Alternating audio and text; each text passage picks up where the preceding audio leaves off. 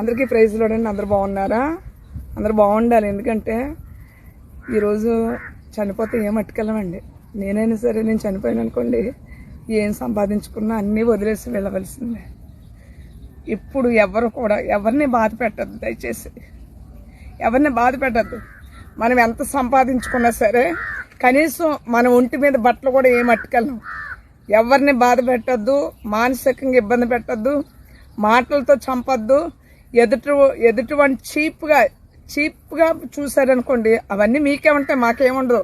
ఈ కన్నీళ్ళు ఆనంద బాష్పాలు. ఎందుకంటే ఒకప్పుడు నేను చీప్గా చూశానండి, ఎదుటివాడిని బాధ పెట్టాను. నేను సత్యాన్ని తెలుసుకున్నాను కాబట్టి ఈ మాటలు మీకు చెప్తున్నాను. ఎందుకంటే ఎదుటివాడిని ప్రేమగా చూసినప్పుడే, ఆ ప్రేమ మనలో ఉంటేనే ఆ సంతోషం, ఆనందం. ఏంటి ప్రేమ లేనిది ఎందుకండి జీవితం? ఎవరి జీవితం ఎందుకండి జీవితం? మనం ఎవరి గురించి బతుకుతున్నాం? ఎందుకు బ్రతుకుతున్నాం? అసలు మనం ఎందుకు బ్రతుకుతున్నాం ఆలోచిస్తే, ఎందుకు బ్రతుకుతున్నాం క్వశ్చన్ మార్క్ వేసుకోవాలి. ఈ జీవితం నాకు ఎందుకు? నేను ఎందుకు బ్రతుకుతున్నాను? ఎందుకు జీవిస్తున్నాను? ఇప్పుడు ఉన్నాను నాకు యూనిఫాము, నేను కష్టపడి పని చేస్తాను, నాకు జీతం ఇస్తుందండి. కష్టపడి పని చేస్తే జీతం వద్దు. కొంతమంది అనకూడదు కానండి, ఎదుటివాడిని బాధ పెట్టి టార్గెట్లోనే ఉంటారు. అది మంచి క్యారెక్టర్ కాదండి.